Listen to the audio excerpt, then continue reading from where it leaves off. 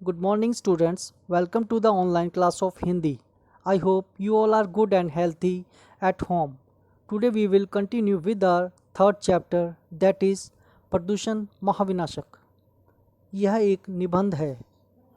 प्रस्तुत निबंध में वर्तमान समय की सबसे बड़ी समस्या प्रदूषण के प्रभाव और उसके दुष्प्रभावों को प्रस्तुत किया गया है. हमें प्रदूषण को रोकने का प्रयास आज से ही करना होगा, तभी भविष्य प्रदूषण रहित बनेगा. जैसा कि आप सब जानते हैं, प्रदूषण को अंग्रेजी में पॉल्यूशन कहते हैं. वातावरण का अशुद्ध तत्वों द्वारा दूषित होना प्रदूषण कहलाता है. प्रदूषण 4 प्रकार के हैं: वायु प्रदूषण, ध्वनि प्रदूषण, जल प्रदूषण, भूमि प्रदूषण.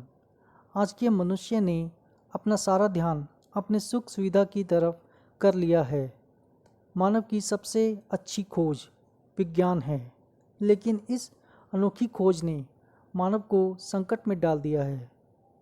आज वातावरण में प्रदूषण की मात्रा बढ़ती चली जा रही है. वायु, जल, भूमि की अशुद्धता ने प्रकृति को डगमगा दिया है. कुछ प्रश्न पैराग्राफ में से. पहला, प्रकृति ने किसे डगमगा दिया है? दूसरा, मानव की सर्वोच्चतम खोज क्या है? तीसरा, मानव अपना ध्यान किस पर केंद्रित कर रहा है? चौथा, कौन पृथ्वी को अपने आगोश में लेने के लिए आतुर हो रहा है? पांचवा, शब्दार्थ: उपभोग, सर्वोत्तम, अनुपम, दुष्परिणाम, आतुर. शब्दों के अर्थ आपको लिखती रूप में पाठ खत्म होने पर दिए जाएंगे. अगला पैराग्राफ. मानव प्रकृति का मित्र था. वह प्रगति को प्रेम करता था. उसने प्रगति को सहभागी बनाते हुए अपनी प्रगति की राह खोजी थी.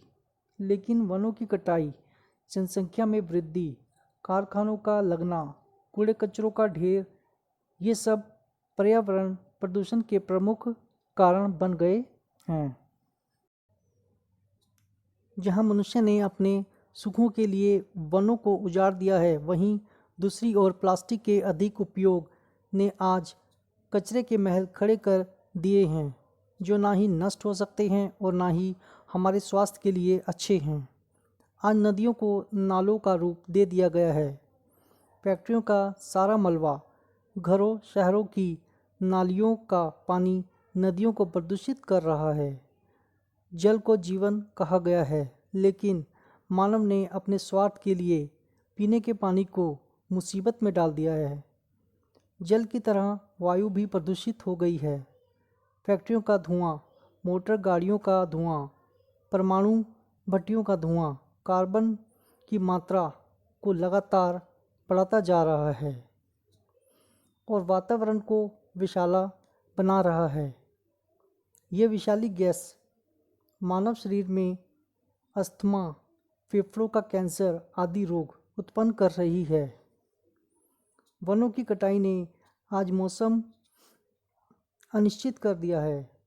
जब मर्जी वर्षा होती है और कभी सूखा पड़ जाता है. सर्दी, गर्मी, वर्षा का चक्र टूट रहा है. कीटनाशक दवाइयों ने ज़मीन की उपजाऊ शक्ति विषैली बना दी है.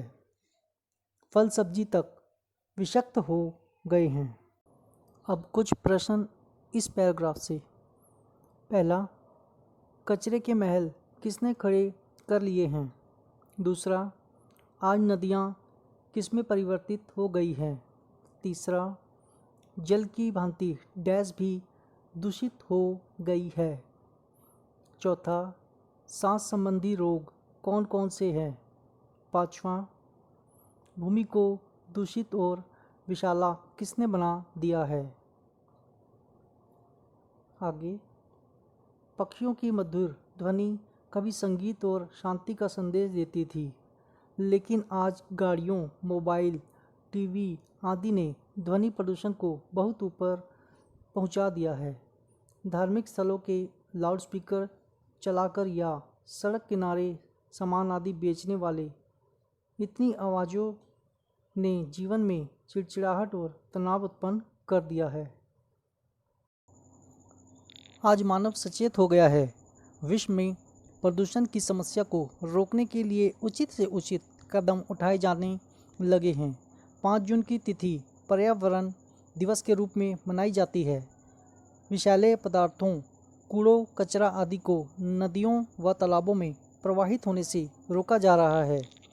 अनेक कार्यक्रमों के माध्यम से देश की जनता को जागरूक किया जा रहा है, लेकिन आज भी हम प्रदूषण के प्रति सचेत नहीं हुए हैं और निरंतर प्रदूषण के स्तर को बढ़ाते जा रहे हैं। यदि हम प्रदूषण की रोकथाम करना चाहते हैं तो हमें अधिक से अधिक पेड़ लगाने चाहिए। पर्यावरण को दूषित करने के लिए हम मानव ही जिम्मेदार है और हमें ही इस समस्या को दूर करने के उपाय सोचने होंगे। प्रकृति के लिए हानिकारक चीज़ों का उपयोग बंद करना होगा, जैसे कि पॉलीथीन या प्लास्टिक का उपयोग। जल, वायु, भूमि, आकाश की स्वच्छता को बनाए रखना होगा। हम सबका कर्तव्य है भावी पीढ़ी को स्वच्छ पर्यावरण प्रदान कर हम ईश्वर की रचना को और अधिक सुंदर बनाएं। इस पैराग्राफ में से कुछ प्रश्न। पहला, पर्यावरण दिवस कब मनाया जाता है? दूसरा, देश की जनता को जागरूक कैसे किया जा रहा है? तीसरा, हमें वृक्ष आरोपण की विधि क्यों अपनानी होगी? चौथा, पर्यावरण को दूषित करने में कौन उत्तरदायी है? पांचवा, हमें किसकी स्वच्छता को बनाए रखना होगा? धन्यवाद।